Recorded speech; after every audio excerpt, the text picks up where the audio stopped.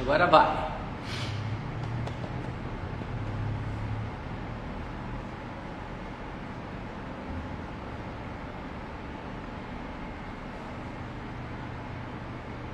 Pronto. Obrigado, Flavinha, por ter entrado de novo aí. Ivanete, Lioco, Luísa, Milena.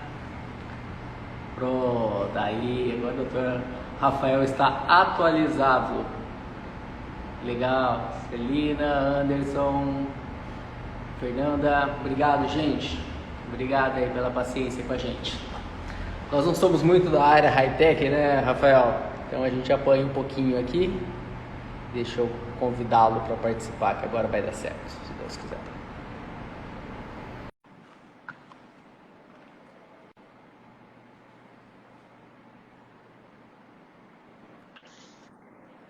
Olá! Finalmente, hein, Carlinhos? Deu certo? Boa Tudo bem? noite. Como vai? Boa noite, doutor. Boa noite, tudo bem? Agora deu Agora certo, sim, graças a Deus. Tá me escutando bem? tô sim. Que Vamos ver o ótimo. pessoal se eles estão escutando. É, perguntei ali para eles, eu acho que eu só preciso acessar aqui o meu sistema de áudio.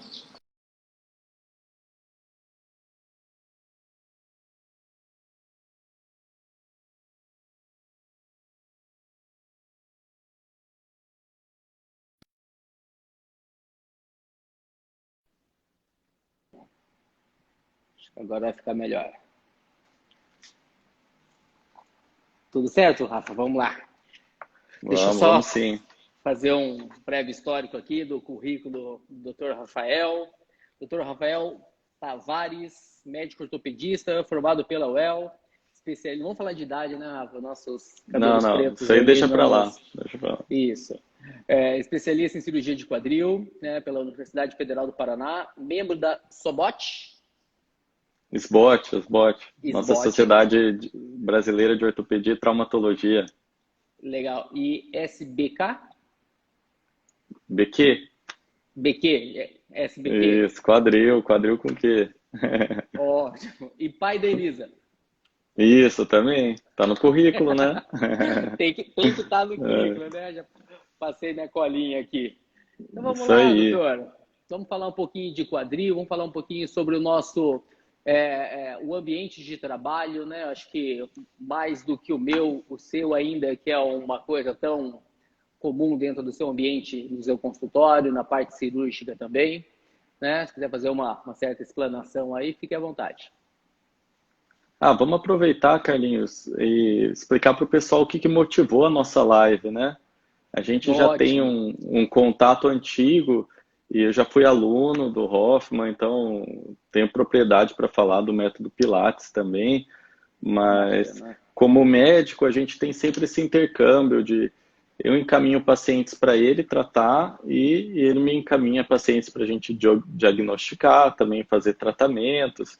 Então a gente já tem esse Uhum. intercâmbio antigo e nos últimos anos, a gente notou que aumentou demais o número de casos de pacientes com doença do quadril que estavam, às Isso. vezes, subdiagnosticados, que não sabiam exatamente por que sentiam dor, e as Uhum. dúvidas que eles tinham a respeito, poxa, que tipo de exercício físico que eu posso fazer, o que vai me fazer mal, o que vai fazer bem. E a gente já tinha, né, os protocolos todos definidos, mas a gente achou legal passar isso para vocês, né? Acho que nada melhor que os pacientes e os profissionais de saúde saberem com o que eles estão lidando, quem eles estão tratando. Acho que essa é a ideia da live, né? Isso que motivou a gente. Isso, eu acho que nessa semana que nós até afinamos sobre o tema da live, né, Rafael? Acho que 3 pacientes aqui do estúdio acabaram indo para fazer uma consulta contigo, Foi. né? E eu até questionei, eu falei assim, sobre a questão, o que está acontecendo que de uns tempos para cá está aumentando demais a incidência, né? Qual é o fator? Se realmente é uma questão de idade, faixa etária que nós estamos recebendo, os hábitos que as pessoas têm tido hoje, né? E está aumentando demais as queixas. E se realmente existia um diagnóstico diferencial, porque lombar e quadril, elas são muito íntimas, né? Elas estão muito próximas, Uhum. e talvez um diagnóstico sendo feito errado anteriormente né, sobre um diagnóstico de lombalgia, e hoje nós entendemos a grande importância, né, e cada vez mais, né, sobre a questão do tratamento por acima do quadril, né?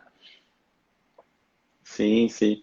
É, a gente teve na história, né, das doenças do quadril, a gente teve um marco recente agora, recente que eu falo 20 anos para cá, né, que foi Uhum, a descrição da síndrome do impacto femoroacetabular, né. A gente cada vez mais está tendo estudos sobre esse problema e hoje eu posso dizer que é o principal causa de queixas e de atendimentos que eu tenho são doentes com esses sintomas, né? Com essa síndrome que é a síndrome do impacto femoroacetabular. E é interessante até uhum, é, informar as pessoas, mas por que apareceu de uns tempos para cá? Ou será que sempre existiu e a gente não sabia o que era? E isso aham, é um fato. Ela sempre existiu, tanto que a gente voltar, a gente tem trabalhos de 1930, né, citando as deformidades, que a gente vai falar mais para frente, mas são essas deformidades que levam à síndrome do impacto femoroacetabular. E a gente teve um hiato de uhum, quase 70 anos sem ninguém falar sobre isso. Por quê? Porque apareceu a danada da prótese do quadril. Depois que apareceu a prótese do quadril, a gente já praticamente voltou todos os nossos olhos para a artrose e a gente ignorou quem uhum. estava nesse meio termo, quem tinha dor, mas não estava a ponto de precisar da prótese do quadril, né? Então ficou esse ato aí, Tá. essa lacuna a ser preenchida, né, Carlos? Essa IFA, ela seria uma lesão inicial na região do quadril e evoluindo para uma artrose, Rafael? Hoje a gente já tem estudos comprovando que sim. A gente tinha Uhum, fortes evidências, né, datando então de 2000, 2003, que isso poderia levar a uma artrose, mas ninguém tinha sim. feito um trabalho tão, vamos dizer, aqueles trabalhos nível 1, né, que a gente fala, comprovando que, puxa, o impacto, o IFA, vamos chamar de IFA, né, mais fácil de falar, né, É, impacto femoroacetabular. abreviando. Uhum. Então, a gente vai falar aqui de IFA levando a uma artrose. Hoje a gente tem pesquisadores que conseguiram comprovar que sim, é uma das causas Uhum, de artrose. sim. Antigamente a gente só tinha a experiência dos cirurgiões, que são os trabalhos nível 3, nível 4, né? Mas nada assim randomizado, prospectivo. Hoje, por causa da Covid, está todo mundo estudando metodologia científica, né? Tá bem Isso. legal. Então, hoje a gente tem trabalhos muito fortes a respeito disso. E a gente, Bacana. pô, isso. Então, por conta disso, a gente sabe que esses pacientes, se não cuidarem do quadril, e isso numa idade jovem, tá? Quem Uhum, tem IFA, a gente começa a manifestar os sintomas dependendo do grau de atividade física da pessoa. Então, eu vejo jovens atletas, pessoas até que não precisam ser atletas profissionais, tendo sintomas a partir dos 20, 30 anos.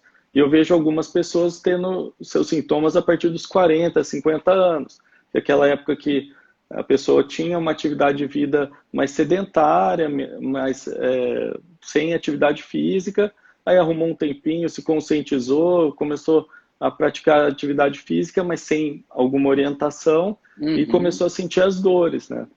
Então aham. são esses dois polos aí que a gente atende bastante. Tá. Eu estava dando uma lida sobre o assunto para a gente discutir agora na live, e eles estavam dizendo que a IFA, quando ela tem uma compressão anterior, ela é mais comum no sexo masculino, principalmente no gesto esportivo, provavelmente pelo futebol, no caso, seria, Rafael. Sim, sim, futebol, atividades com alta amplitude de movimento ou mudança brusca de Uhum. posição, como tênis, né? Nós temos um tenista Tênis. famoso aqui do Brasil que sofreu muito com IFA, até parou Uhum. precocemente a carreira dele por conta disso, né? Então, a Uhum. gente tem algumas pessoas, lutadores hoje, né? O MMA é muito forte aqui no Brasil, então lutadores de jiu-jitsu também, que precisam fazer movimentos que envolvem hiperflexão do quadril, que é a gente Sim. trazer o joelho aqui em direção ao tronco, né? Aham. E movimentos de rotação do quadril com força associada. E isso Uhum. pode acontecer. Pode acontecer em quem é sedentário também, mas nos atletas é mais comum futebol por conta do nosso país e esses Aham. tipos de atividades que tem mudança brusca de posição, esses tipos de esforços assim, cara.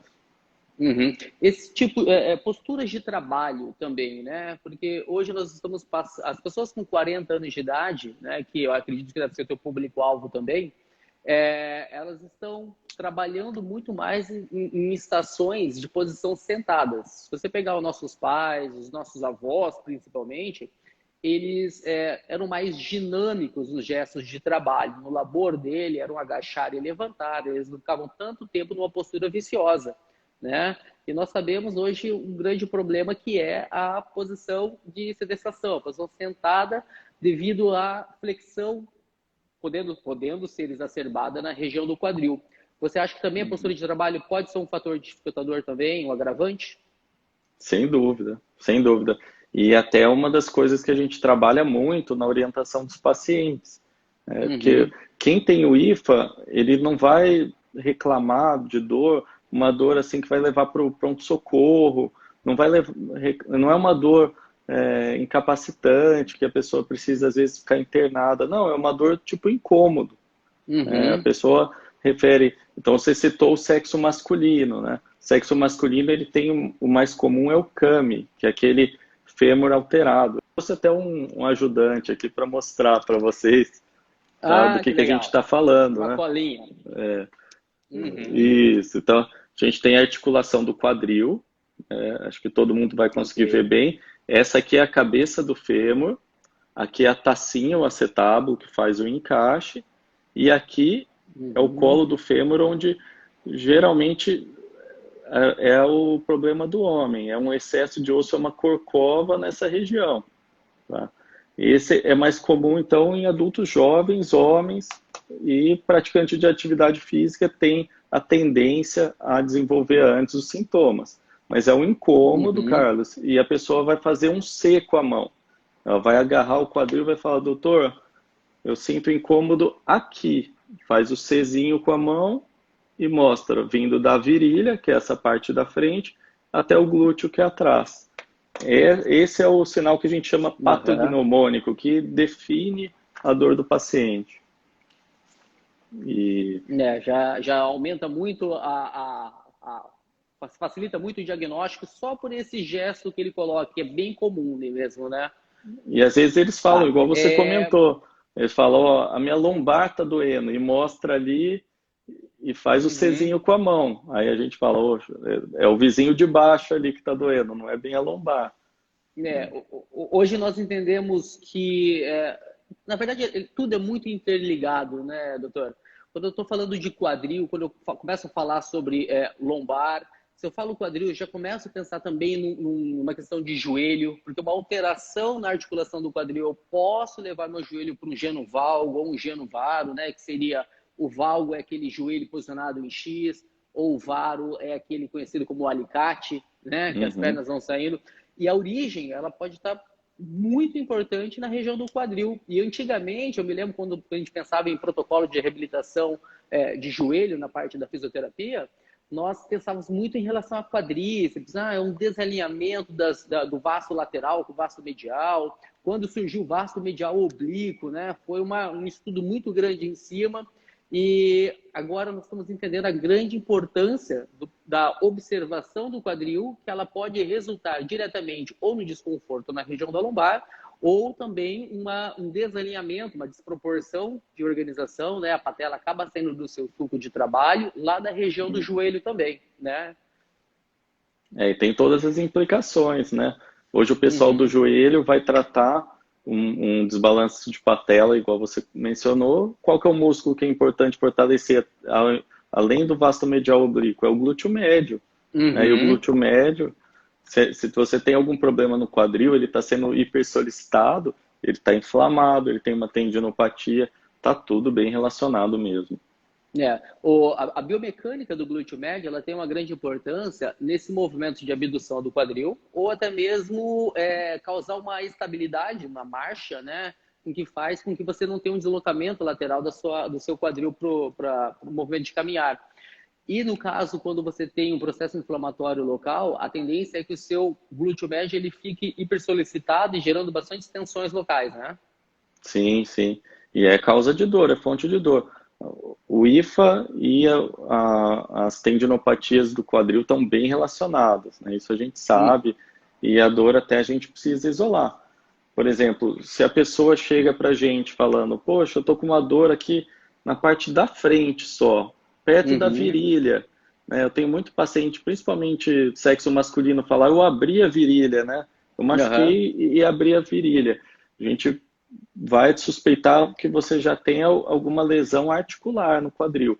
Mas se a dor é lateral, para apoiar ou para ficar muito tempo em pé, é esse aqui, é o glúteo médio, que é esse músculo mais lateral aqui que está comprometido, que está dolorido, e daí o tratamento muda um pouquinho. Então, são as duas uhum. causas de dor. As dores são intraarticulares, ou como a gente diz aqui no Paraná, dentro da junta, né? Ou Isso, extraarticulares fora da junta, né? Tem entendi. tudo isso. Tá, uma INFA não tratada, ela pode evoluir para uma osteoartrose e uma osteoartrose pode evoluir para uma necessidade de uma prótese de quadril, Sim, né? sim. O que tem aumentado muito a incidência, né, doutor, sobre a questão da necessidade de prótese de quadril e eu tenho observado a cada dia que passa isso de uma forma um pouco mais precoce, né? Então, a gente tem indicado cada vez mais cedo, né?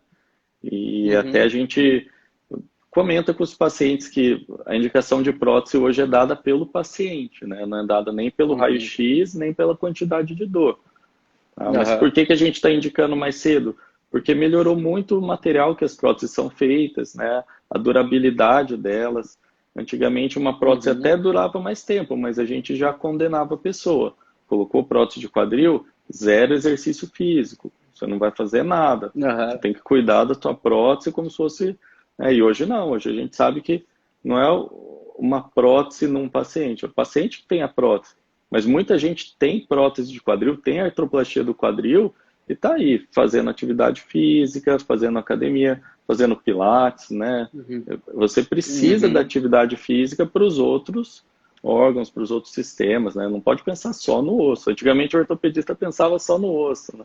Então, hoje a gente De uma forma já pensa, muito focada, né? Esquecia do uhum, macro, né? Do corpo como um todo, sim, né? É, sim. a prótese, ela tem uma prótese que ela pode ser feita em cerâmica e um outro material. A gente tem, a gente chama de par tribológico, mas são as superfícies de contato da prótese. O que a gente vai Tá? substituir. Esse azulzinho aqui, que é a cartilagem do quadril, né? A gente vai Uhum, substituir ela por um material que é feito pelo homem, é industrializado. Então a gente precisa de uhum, superfícies que sejam duras, mas que sejam resistentes e que ao mesmo tempo uma não gaste a outra. Então, a gente tem várias opções de próteses. A sim. gente tem as próteses com cabeça em metal, a gente tem as próteses com a tacinha revestida de um tipo de plástico que é o polietileno, né? Hoje tem várias gerações do polietileno e tem as próteses que são Uhum, de cerâmica com cerâmica. A gente pode aham, misturar dependendo aí de vários fatores, da idade do paciente, da demanda física desse paciente, preferência às vezes do cirurgião. A uhum, gente tem várias opções e é muito comum perguntar em congresso qual é a prótese que você colocaria em você, né? Qual é a prótese que você colocaria na sua mãe? sim. Eles fazem esse tipo de pergunta, né? Eu, Aham, na minha opinião, pesando tudo que a gente tem em questão de durabilidade, de algumas complicações que acho que até a gente não vai estender, que foge um pouco do tema do que a gente está uhum, conversando, mas se fosse escolher para mim, eu colocaria uma prótese de cerâmica com polietileno cross-linked, que é a última geração desse plástico ali, no lugar uhum, da tacinha. Tá? Seria sim. essa prótese que eu escolheria. Tá? Tá. Mas Quando nós estamos falando de prótese, qual é a durabilidade hoje média de uma prótese? a durabilidade média, a gente costuma falar mais que 15 anos nessas próteses, que são as próteses que eu citei. Cabeça de cerâmica, polietileno cross-link. Uhum, Tem pessoas mais ousadas falando mais que isso, 30 anos, 40 anos. As próteses em cerâmica, as pessoas estão dizendo de que vai durar para sempre. tá? Poxa. É muito difícil você prometer isso, mas tem alguns experts pelo mundo falando que são próteses que vão durar para sempre. Tá? Por que Uhum. que eu digo 15 anos? Porque isso é um trabalho recente dessas próteses que eu uso, falando que 97% dos pacientes, quando fez 15 anos do dia da cirurgia, eles estavam com a prótese intacta. Então eu falo para os meus pacientes hoje, as próteses duram mais que 15 anos. Só não vai durar mais que 15 anos se você for muito azarado e tiver nos 3%. Né? Aham. Então, eu posso prometer isso. Né? E conforme a pessoa cuida mais da prótese, ela vai durar mais que isso. Né? A gente espera que dure muito mais que 15 anos. Sim. Existe um grupo que ele é pré-existente a ter uma lesão de quadril, não só pensando em qual gesto que ele tem praticado, porque também não quer dizer que todas as pessoas que são praticantes de futebol, que fazem a hiperflexão do quadril, né, pode gerar uma IFA. Mas existe um grupo que são tem um favorecimento a Predispostos. mais, predisposto, Né? isso, que E, possa ter um processo inflamatório, uma lesão futura ali? Existe um grupo específico é, para isso? então, para ter a artrose secundária ao IFA, você tem que ter duas coisas. Ou uma alteração na tacinha, que é o Uhum, acetábulo, né? uhum, E essa alteração pode ser tanto uma alteração morfológica, que a gente fala que é no formato do osso, como uma alteração na posição da pelve. Aí entra tá, muito a física, né? Porque a gente pode uhum, modificar essa posição da pelve e permitir que o paciente, o doente, tenha mais movimento enquanto ele estiver praticando atividade física. E tem uma alteração morfológica no fêmur que também pode causar o impacto femoroacetabular. O que a gente vê uhum, na prática é que 90% das pessoas têm um impacto de tipo misto, tá? Então, aham, tem um pouco de alteração ou na posição da bacia ou no formato da bacia e tem alteração também no fêmur. Então, quem uhum. tem a dor, quem tem os sintomas do impacto, vai ter um pouquinho de alteração dos dois, tá? A coxa profunda, ela é um forte candidato. Sim, é um forte candidato. São as pessoas que têm a cabeça do fêmur um pouco mais coberta. Aí a coxa Uhum. profunda é mais comum na mulher. Tá? Por algum É, motivo, questão anatômica, a mulher tem a coxa profunda, né? Isso é mais tem a parte do acetábulo, e principalmente a região anterior dele, né? Que é a parte da frente do acetábulo mais saliente, uhum, aí por uhum, conta da coxa profunda.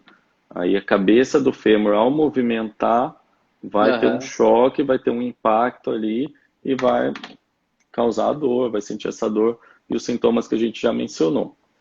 Sim, para as pessoas às vezes que não é da área ou não sofrem por uma lesão de quadril e não conseguiram imaginar, né, com a imagem que o Rafael passou, vocês podem imaginar a articulação do quadril como um sistema de bola-soquete, né? Ela Uhum. tem uma cavidade, né, que seria o acetábulo, onde a cabeça do fêmur ela se posiciona dentro, né? Então essa é a cavidade do acetábulo que ela tem essa Isso. concavidade e na imagem daí a cabeça do fêmur ela entra, ela tem um ligamento forte que faz a apreensão, né, da cabeça do fêmur dentro e também tem o labrum, né, doutor, que faz essa É. sucção, né, fazendo essa pressão negativa de manter essa cooptação, né? Isso. O lábio é uma das estruturas mais importantes para a Uhum. estabilidade ali da cabeça do fêmur. A função Uhum. dele é isso que você falou, ele controla a circulação do líquido sinovial, é que quem nutre a nossa Uhum. cartilagem e quem lubrifica ali a articulação, e ele faz Uhum. também essa pressão negativa ali, que é um vácuo mesmo. Vocês podem imaginar um desentupidor de pia, quando a gente põe na pia, Uhum. assim, faz aquela pressão, ele fica firme. É o jeito que a cabeça do fêmur encaixa na tacinha, no acetábulo. E Uhum. o labrum é o grande responsável por isso. Se ele tiver rasgado, se ele tiver porventura rompido, perde essa pressão negativa, a pessoa pode até ter uma sensação leve de instabilidade no quadril, não está tão firme, não está tão preso no lugar. Tem outras Uhum. estruturas fazendo o papel também, tá? Mas isso é um dos Sim. sinais da lesão labral. Entendi. Tá. Deixa eu só. Eu fiz uma pequena colinha aqui para a gente falar sobre a questão do pincer, né? Da cano, a lesão mista, que a gente já falou. Sobre o sinal em C também, nós falamos que daí uma referência muito comum em pessoas que estão com Uhum. lesão na região do quadril. E em consultório, qual é o exame clínico mais comum ser feito, Rafael? A gente faz o teste, né, do impacto. A gente tem dois tipos de Uhum. teste. O teste de impacto anterior, você vai fazer o quê? Você faz uma hiperflexão do quadril associado a uma Aham. adução e rotação interna. Tá? Então, a gente, com esse movimento mais extremo, a pessoa vai referir a dor ali na região articular. Tá? A gente tem Uhum. também um teste para um outro tipo de impacto. Esse é para o impacto anterior, daí você tem o impacto lateral, tá? O póstero-lateral, que seria em Uhum. hiperextensão e rotação externa. Tá? São os dois testes do exame físico principais. E tem um teste que eu gosto muito, que é o teste de Patrick Faberi. Acho que vocês são Uhum. familiarizados também, né? Que você A faz parte da uma espécie de fisioterapia. um 4, né? Você faz uma espécie de Uhum. um 4 ali com a perna. Se a pessoa referir dor na região da virilha, na região inguinal, é sinal de um comprometimento da dor articular. Se a dor for na região Aham. trocantérica, que é essa região lateral do fêmur aqui, provavelmente está se tratando de uma bursite ou de uma tendinite de quadril. Tá? Ele é bacana para diferenciar. Uhum. Às vezes pode doer também a sacroiliaca, né, Carlos? Que a gente não falou dela, mas Uhum. é um diferencial de dor lombar, né? A sacroiliaca, também a gente pode pensar na lombosacra, né, região posterior, que também tem uma relação muito grande.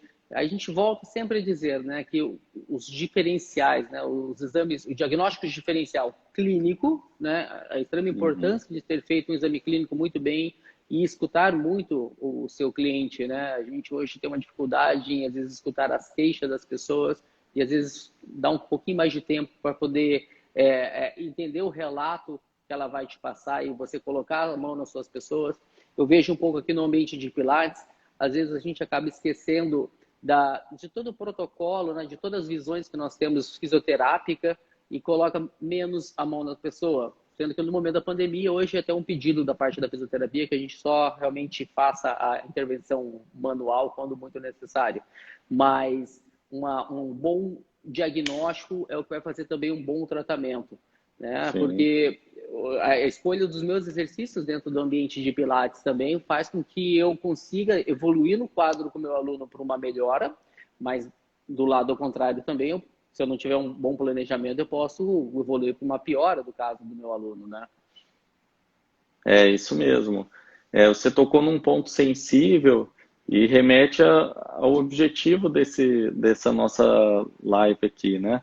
É, Uhum, a gente não adianta também, e isso acho que falha muito eu inclusive, nossos colegas médicos, né? Que às vezes encaminham o paciente ao fisioterapeuta, né, sem uhum, dar um diagnóstico preciso, sem falar qual que é o problema que o paciente tem e quais as limitações. Às vezes o colega, inclusive, faz uma receitinha de bolo, ó, Carlos, faz isso aqui pro meu paciente. Mas, uhum. poxa, não sabe que tem uma pessoa do outro lado que estuda tanto quanto, que sabe, que conhece e que pode discutir, olha, vocês vão ficar no mínimo 1 hora, 2 horas por semana com esse paciente. Eu fiquei 15 minutos, 20 minutos, Uhum, né? uhum, Então, eu acho que a gente tem que melhorar essa comunicação, né? Inclusive, o meu modo de encaminhar, né, é falando assim, não o que o paciente vai fazer, porque eu acho que o que ele vai fazer durante a terapia está na mão de vocês. Eu sim, passo justamente quais são os limites, né, do que não fazer, porque uhum, a pior experiência que o paciente pode ter é chegar na fisioterapia confiando no profissional, faz uma sessão e sai com mais dor do que entrou, né? E daí isso, ele vai dar um feedback muito ruim, ele vai falar, pô, doutor, eu piorei lá. E às vezes pode ser que foi um primeiro atendimento e que isso vai melhorar, mas se forem todas as sessões, isso está não. errado. Então faltou comunicação dos dois lados, né? Isso que a gente quer Eu tenho, evitar.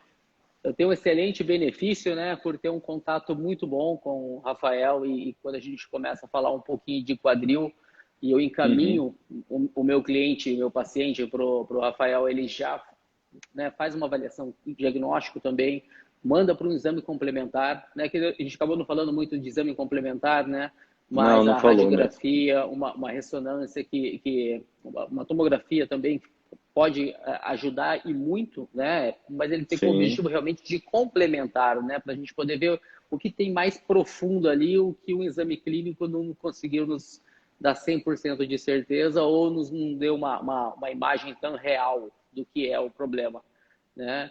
E a grande vantagem é que após a consulta, o Rafael já entra em contato, olha, foi visualizado isso, ela tem essa lesão, e pelo histórico que nós temos dessas pessoas, né, poxa, eu gosto de andar de bicicleta, ou eu faço uma jardinagem na minha casa, então quais são os hábitos dessas pessoas? Né? É muito importante que a gente conheça o que essa pessoa faz para que a gente possa orientar, porque também chega a questão das pessoas estarem aqui dentro da terapia, né? Tá fazendo a aula de pilates ou tá fazendo uma fisioterapia mesmo clínica e aqui dentro a gente toma os devidos protocolos, né? Nós evitamos uma grande amplitude de movimento, uma flexão exacerbada, movimento de rotação interna, adução do quadril que pode prejudicar. Só que os hábitos que a pessoa está ficando fora do nosso ambiente controlado, ela tem que ser muito bem explicada. Né? Eu não sabia que isso poderia me provocar dor, por exemplo. Se você, como profissional, você não orientou. Né? Então, isso é um grande problema que nós enfrentamos, porque a gente, às vezes, detém muito, né? Estou falando como fisioterapeuta e como instrutor de pilates, a gente detém muito a informação e conversa muito pouco com o seu cliente sobre isso. E para ele é leigo, sim. a grande maioria ele é leigo, né? Daí passa por uma dificuldade muito grande, tem piora do quadro, aí todo o protocolo sendo feito de reabilitação da fisioterapia e da parte da medicina também, com o ortopedista, é colocado por água abaixo, né? Com certeza. Imagina uma pessoa que foi sedentária a vida inteira.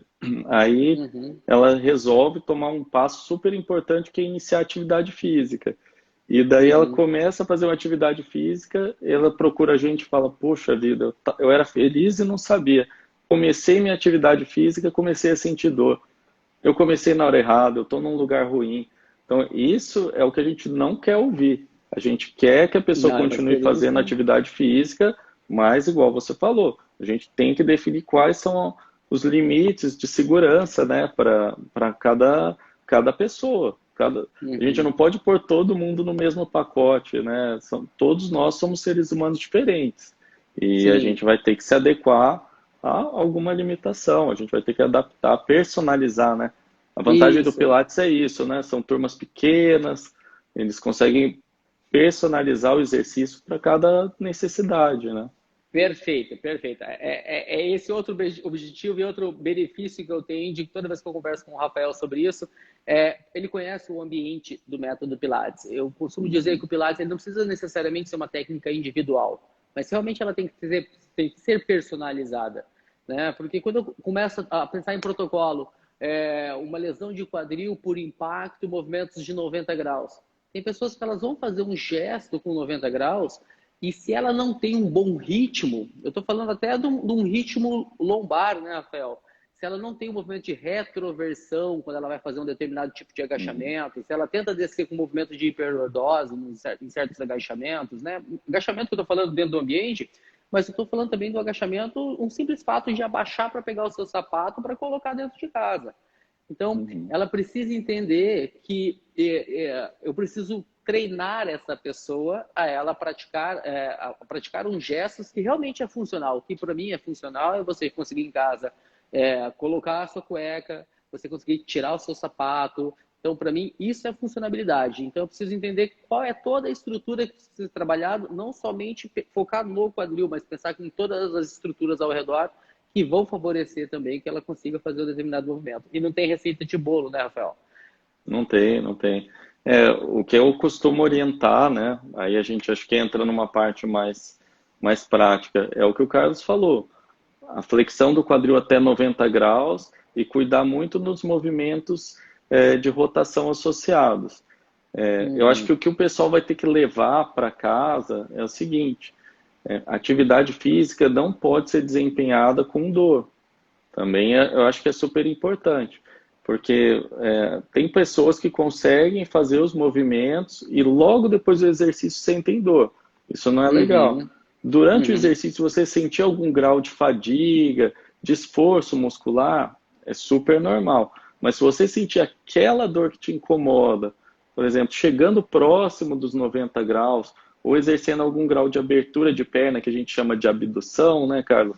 Tem que Aham. avisar para quem está sendo seu instrutor e falar, puxa, olha, a partir daqui eu sinto dor. E ele vai trabalhar numa margem mais segura. Então você vai parar um pouquinho antes.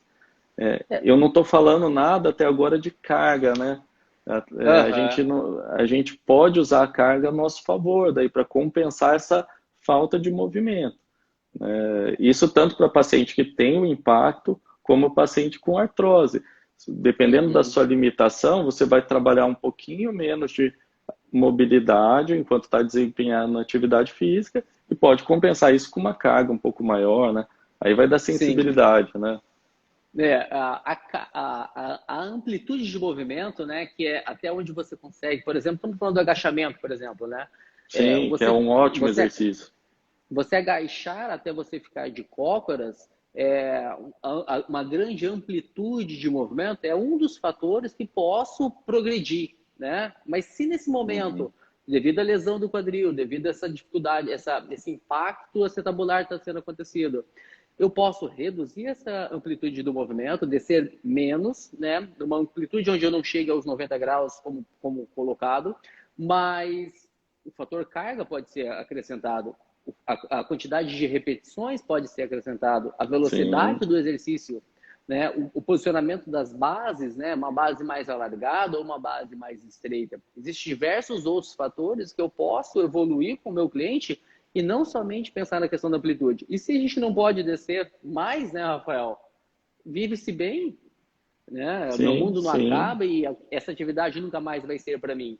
Né? Existe N outras atividades também que a gente está falando. O importante é realmente se movimentar. Né? Uhum. Cuidar muito a postura que você vai fazer, vai desempenhar os exercícios, né? Aqueles exercícios que a gente faz sentado, tem que tomar muito cuidado com a posição do tronco em relação à coxa, né? Porque às vezes a Uhum. gente lembra muito a flexão de 90 graus, a gente lembra do joelho vindo em direção ao tronco. Isso eu tenho que Uhum. evitar. Mas a gente esquece que a gente pode levar o tronco em direção ao joelho, né? Ou então é muito comum a gente ver às vezes na academia, a pessoa vai aumentando carga naquele exercício de cadeira abdutora e quando você vê a Uhum. pessoa está debruçada, quase nos joelhos para fazer mais força. Às vezes está um instrutor mandando fazer, né? Uhum. E isso para a gente está errado. Você poderia ter ajustado o banco para a pessoa até ficar com um grau de extensão ali do tronco, que seria Sim, muito melhor, muito mais benéfico para essa pessoa, né? Isso, lógico, liberando o quadril. falando de alguém que tem problema no quadril. Se você não Isso, tem isso. problema do quadril, se sente melhor fazendo esses movimentos, pode fazer. Aí é uma questão de treinamento, realmente, né? Se a pessoa não passa por uma necessidade de evitar esse tipo de trabalho, você agachar, você levantar, né? Fazer uma atividade física que há necessidade de você descer no agachamento a fundo, né? Ou no leg press, que está fazendo o exercício trazendo a coxa em direção ao peito. Se você não tem nenhum tipo de lesão, não tem um porquê você evitar. Você tem que tomar os seus devidos cuidados. Só que realmente ficar sempre atento para você ver se não vai evoluir para um quadro de dor, porque talvez você tenha uma alteração pré-existente, né? Que é no caso Uhum. das compressões idiopáticas, que a gente não tem um fator inicial, né? Você é congênito, qualquer que for a alteração, como a gente falou agora há pouco, né? A coxa profunda, que é a cabeça do fêmur de uma forma um pouco mais desproporcional do que a acetabular, a superfície de impacto é muito maior. E se você provocar esse movimento com uma certa constância, você pode evoluir para um quadro de lesão local, né, de compressão local. Sim, sim. Você citou o leg press, eu acho que é interessante a gente falar nele, porque é um exercício que eu não me preocupava muito até pouco tempo, né? E é interessante porque, pensando nessa filosofia que eu falei, menos amplitude de movimento, tá tudo ok, né? A gente Uhum. poderia trabalhar o leg press sem problema, fazendo movimento curtinho sem problema. Aí eu fui Sim. voltar, né, para a gente preparar essa live e Aham. achei interessante uma colocação que eu vi. O problema do leg press é que a gente acaba esquecendo o jeito que o exercício se inicia. Muitas vezes Uhum. você vai iniciar ele, a gente vai pegar o aparelho para iniciar numa Muito. hiperflexão de quadril. Porque às vezes ficou ajustado para uma pessoa que é mais baixa que você, mas aquela Uhum. plataforma que a gente apoia os pés, ela vai estar muito próxima. Então você vai dar uma forçadinha, dar uma machucada na sua cartilagem e depois trabalha numa posição que é segura, tá? Então, entre o leg press, que começa numa flexão exagerada, e um exercício de agachamento Uhum. livre, um agachamento com barra, né, os exercícios que a gente consegue Aham. fazer no Pilates também, eu prefiro que a gente faça exercícios que trabalhem a parte de extensão inicial, né? Comece em extensão, porque Uhum. daí a flexão você vai controlar, né? Quem está te auxiliando vai Sim. controlar, vai fletir até aqui, né? E depois que a pessoa É. tem uma consciência corporal legal, ela também vai ser ela responsável por esses cuidados. Ela vai saber, até aqui eu sinto dor, então eu vou fazer um pouquinho menos de movimento. Acho que também não tem que jogar Uhum. tudo pro instrutor, não. Acho que cada paciente tem que ser responsável. Ele tem que saber qual que é a doença dele e ele ser responsável por conduzir suas atividades físicas, né? Se escutar um pouco mais, né? Prestar um pouquinho mais de Sim, atenção no sim. seu corpo, né? Eu acho que isso é extremamente Uhum. importante, realmente, porque a gente pode orientar, mas nós não estamos o dia inteiro na cabeça do seu cliente, do seu paciente, né? Informando, não faça isso ou não faça aquilo, tome cuidado com isso. É você que vai sentir o que você está fazendo, né? E, Uhum. poxa, se é o meu hobby, eu gosto desse determinado tipo de atividade, vamos tentar, né, compensar. Normalmente eu mexia com jardinagem, eu gostava de ficar mexendo no jardim por longo período e hoje eu tenho uma grande lesão no quadril e não consigo mais fazer esse tipo de trabalho. Poxa, mas você não consegue fazer uma horta suspensa? Né? Você vai fazer a sua atividade recreativa sem estar provocando um desconforto na região da lombar, que seja, ou no joelho, né? Ou até no quadril, Sim. mas com ela elevada, onde você vai ficar com uma postura mais bem organizada. Isso são coisas que você consegue adaptar, né? Existem coisas que, infelizmente, a gente não consegue, né? Mas vive-se muito bem também. Né? A prática de atividade física, eu costumo sempre dizer para os meus clientes, né, para os meus pacientes, o movimento SARA. É extremamente importante que você se movimente, né? E isso acho que tanto eu como você também, Rafael, nesse momento da pandemia, um pouquinho mais de reclusão, a grande quantidade de pessoas que estão vindo com dor, né? Sim. Que é uma dor Aumentou física, muito, né? sim, ela é uma dor física, sim, mas que ela tem uma característica vindo de um fator emocional muito grande de retração, porque a gente não está falando somente de articulação, de músculo, de fáscias, mas o que o intelecto, né, a parte emocional, consegue intervir diretamente nessas articulações físicas, né? Uhum. Não, tem muito, tem muito. Aumentou muito pacientes assim que estavam em remissão, né? Que estavam sem sintomas, trabalhando bem. Tivemos problema de fechar academias, fecharam algumas clínicas de fisioterapia até por algum Uhum. tempo, e isso atrapalhou, né? O pessoal estava no meio de uma reabilitação, né? Fora o estresse emocional que você falou, de ficar recluso, né? Isso é muito ruim mesmo. Então, atrapalhou bem. E os gestos que as pessoas também realizam dentro de casa, né? Pelo menos aqui dentro da nossa clínica, da parte do estúdio de Pilates, aquelas dores de segunda-feira, né? Poxa, eu tenho uma dor na região da lombar. Nossa, mas o nosso último atendimento, você estava super bem, você tinha saído tão bem do nosso atendimento, o que será que aconteceu? E quando a gente começa a pegar uns relatos, eu falo, nossa, mas eu passei um dia assim, vendo uma série no Netflix que foi perfeita. Aí tá em posição do sofá, deitado, com as pernas em direção ao peito, e às vezes realmente a gente não escuta o nosso corpo, né? Falta, Uhum. às vezes a pessoa até sabe, né? Ela sabe, mas se ela continuar evoluindo para um problema de inflamatório, a gente melhora e ela vai começar a ter esse ciclo vicioso constante, vai chegar um certo momento que a gente já não consegue ter uma boa recuperação dessa pessoa, É verdade, com certeza. né? Nós havíamos aberto a live para fazerem perguntas, né, Rafael? Eu separei Sim. duas perguntas aqui de dois amigos, tá? Que trabalham também, um trabalha com atividade física e um outro que também trabalha numa postura de trabalho que, na minha opinião, eu acho que é um grande agravante, que é a posição de dentista, né? Horas e horas Ah, numa sim. posição sentada e Uhum. ele é normalmente dentistas são grandes clientes para fisioterapeutas, né? Aham. Então, eu vou falar aqui a Tanto pergunta coluna do... cervical, né? É cervical e quadril que eles sofrem, né? É É bem comum muito, mesmo. né? Infelizmente, Uhum. por mais que você tente gerar adaptações, né, a posição sentada, infelizmente, ela não é uma posição tão favorável para você ficar 10 Uhum. minutos, para você ficar 30. Às vezes tem procedimentos que às vezes relatam que ficam 2 horas na mesma postura, 3 horas, né? As pessoas jovens estão sentindo certos desconfortos, né? Então, infelizmente, a postura de trabalho deles é uma postura de muita tensão. Porém, eu acho sempre muito importante que façam uma atividade de compensação, né? Você precisa estar com a Sim. estrutura preparada para isso, ela tem que ter um fortalecimento adequado para isso, ela tem que ter uma flexibilidade, você tem que ter uma mobilização, né, e uma consciência corporal que vai te favorecer, mesmo, né, sendo uma postura que gere certas tensões. Né? O trabalho preventivo ele é extremamente importante também, não só o curativo. Né? Deixa eu só fazer a pergunta que o doutor Eduardo passou aqui. Né? O encurtamento de cadeia posterior, Uhum. né? No caso, nós colocamos como isquios tibiais, principalmente, né? Deve levar uma lesão do quadril? Então, se o O encurtamento de cadeia encurtamento de posterior dos cadeia. isquios tibiais, ela pode É, ser um fator, ele é mais ela pode agravante. favorecer uma lesão?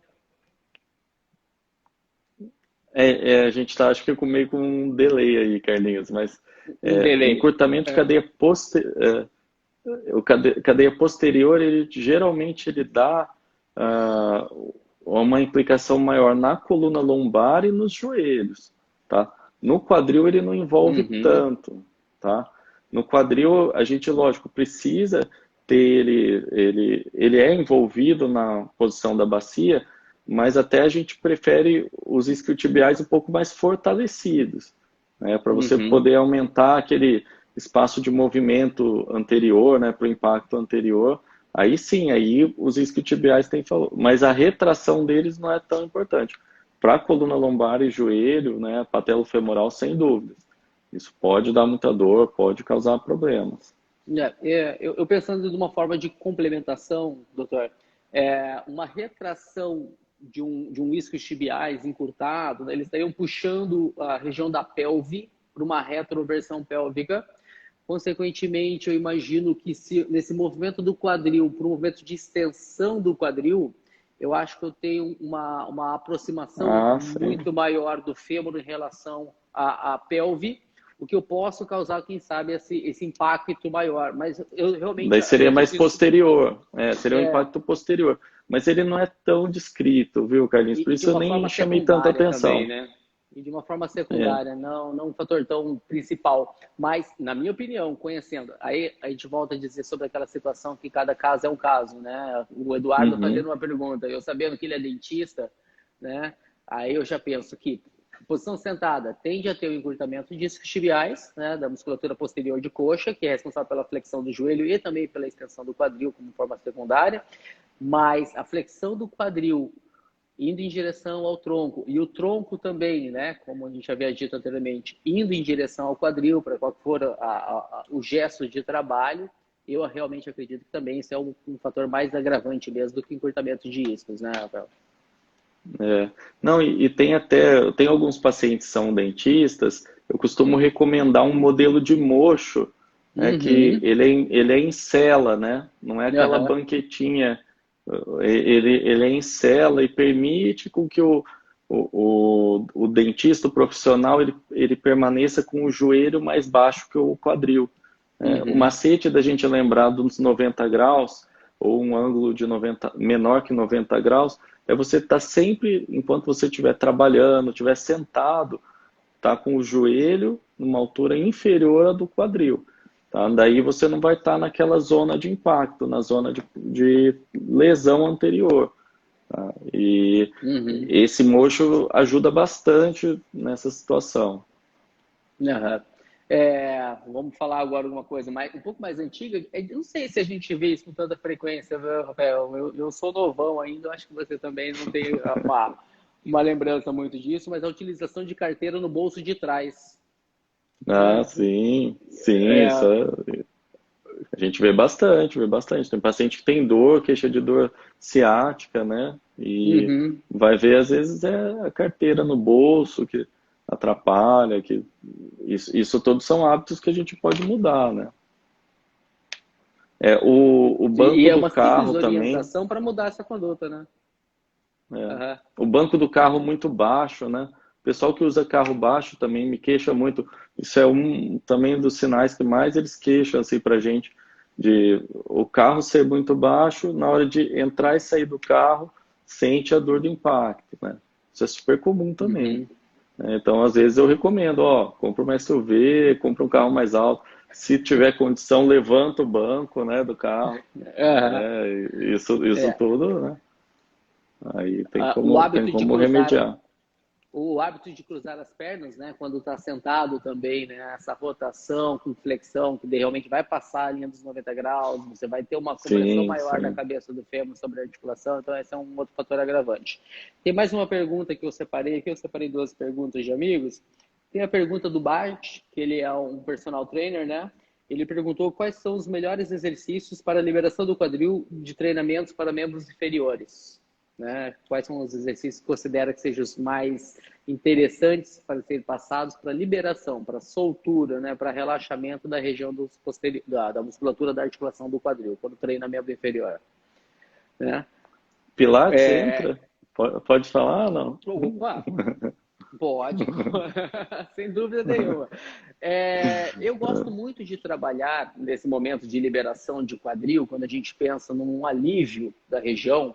Eu gosto muito de cadeia cinética aberta, né? O que seria o movimento de cadeia cinética aberta? Seriam sem descarga de peso dos pés em relação ao chão, consequentemente, não tanta compressão da articulação da cabeça do fêmur contra o acetábulo.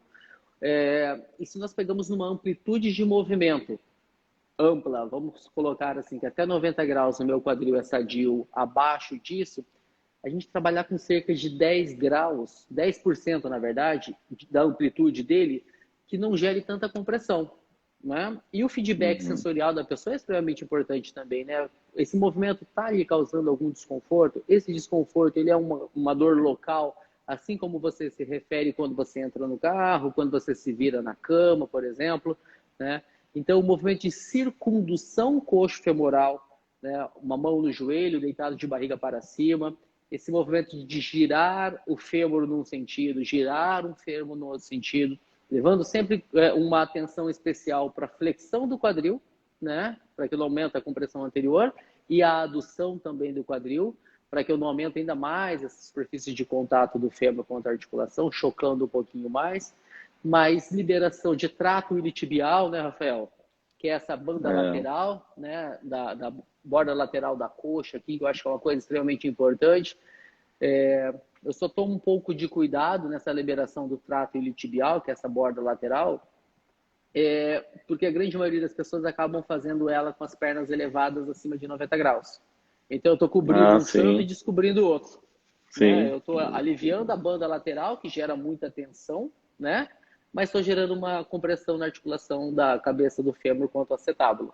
Então, se possível, fazer esse movimento de alongar a perna. Eu posso até passar depois alguns exercícios, uma sugestão de vídeo depois para o Bart ou para as pessoas que também tiverem interesse. Eu acho que no ambiente aqui a gente não permite a gente estar fazendo agora alguns movimentos na live, mas Sim, eu sim. gravo alguma coisa e passo também.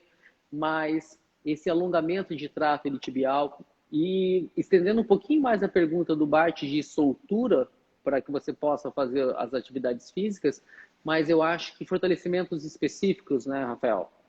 Grupos musculares Ah, específicos para que a sim, gente sim. possa ter uma melhor estabilização do quadril, né? É. O glúteo Aí esse médio, acho que realmente fortalecimento que hoje ele vai. é o mais estudado, né? Esse fortalecimento a gente vai ter que tomar os cuidados que foram falados ali.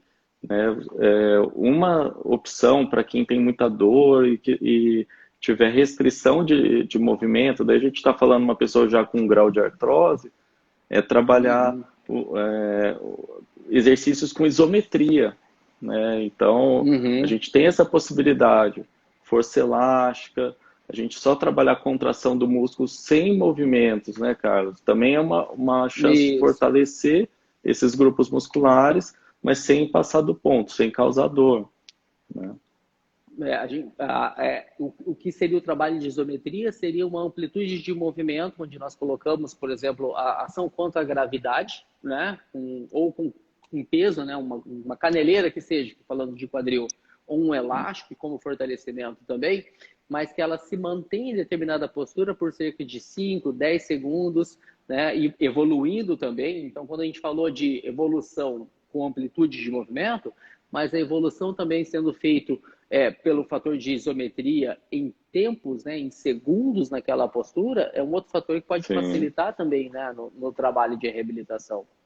Então, ele é muito complexo. Acho que assim você pode avaliar o teu cliente de uma forma bem ampla, tanto para que você possa ter um bom diagnóstico de qual é o fator lesivo que essa pessoa está tendo, mas também a grande importância que você possa também pensar do outro lado qual é o fator de tratamento que você vai estar trabalhando com essa pessoa.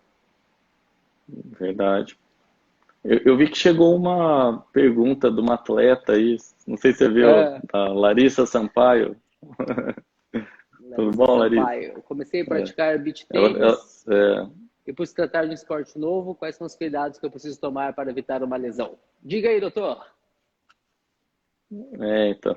Na verdade, o beach tênis virou febre aqui, né, em Londrina e parece que no Brasil todo. Eu acho que todo esporte novo a gente tem que, primeiro, se preocupar com a superfície que esse esporte é praticado, né? Então, a areia em si já é um terreno um pouco, vamos dizer, desafiador ali para a questão do nosso equilíbrio, para as estabilizações que a gente precisa ter, né? Não é um terreno plano ali, ele acaba sendo acidentado. Então, para começar um esporte como o beach tênis, o que eu sugiro é que a pessoa tenha um equilíbrio muscular muito grande, membros inferiores, tronco, mas principalmente eu acho que nível de quadril e joelho tem que estar tudo muito equilibradinho, porque aí você vai precisar de outros tipos de exercícios para praticar o beach tênis em alto nível. Se começar direto no beach tênis, você pode ter alguma lesão aí e amargar uma aposentadoria precoce, né? Normalmente praticantes de beach tênis, assim, que acabam evoluindo muito bem, são pessoas que já praticavam tênis em quadra, né? Uhum. Mas realmente o gesto ele pode ser o mesmo, mas o terreno, né, a areia, por ela ser fofa, ela ser irregular, esse arranque sendo feito, é, ou as mudanças de direção, a perna ficando um pouco mais presa, ou quando o arranque você pode patinar, meio que dá o impulso e deslocar uma massa. Se não tiver esse grupo muscular muito bem equilibrado e um bom trabalho proprioceptivo, né, é muito mais favorável a uma lesão do que uma outra atividade, né, Rafael? Recentemente tiveram alguns atletas de beach tênis com lesão de ligamento cruzado anterior, tá? Uhum. Então, e não é de imaginar, né? Mas é igual o Carlos falou, geralmente o que a gente via praticar na areia era vôlei e futebol, né? E essas pessoas já têm uma musculatura bem preparada, né, do membro inferior. Então, às vezes, se você for preparado e querer entrar num nível competitivo muito rápido, assim, tem que tomar cuidado, né? Eu acho que É. Porque até mesmo os próprios gestos esportivos do beach tênis sendo feito com constância, se você for bem cauteloso, devagar, evoluindo, né, gradativamente, você vai gerar um fortalecimento, porque a areia ela é uma coisa que fortalece muito o membro inferior, né? Articulação de uhum. tornozelo, articulação do joelho, então é muito, vai se tornando forte, né, com o passar do tempo. Mas eu acho que a gente tem um grande problema que é essa rapidez para chegar em determinado momento, né? Nós somos muito E nós ansiosos, não né? estamos falando mal, né? Não estamos falando mal do beach tênis. Isso vale para qualquer atividade Não, física. de forma Você, alguma. você vai, Não. você vai começar. você tem que preparar, tem que fazer um trabalho prévio, né? A gente vê muitos Muscular, atletas de fim de ligamentar. semana, né? Eles fazem muita Uhum. lesão porque não tem a manutenção durante a semana.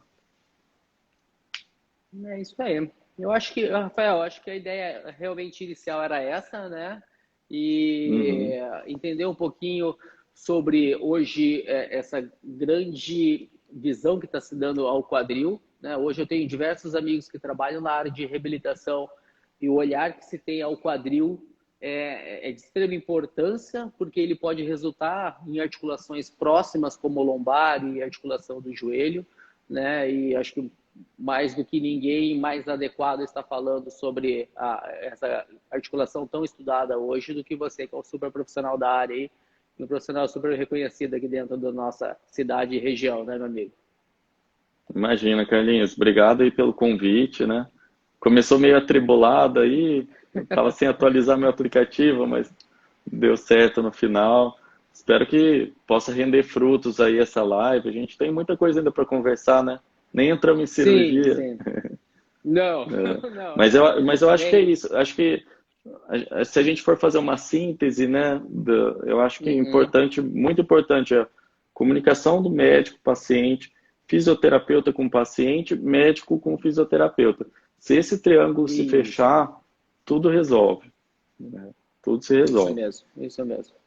E muito obrigado mais uma vez aí por ter aceitado a participar da live para esclarecer. Eu estou vendo que tem vários clientes nossos que entraram na live aí para tá entendendo. Temos colegas de profissão também, né? Temos pessoas que Sim, visitam o obrigado, seu obrigado pela presença. consultório também para tá fazendo um diagnóstico, né? E entendendo um pouquinho mais desses casos.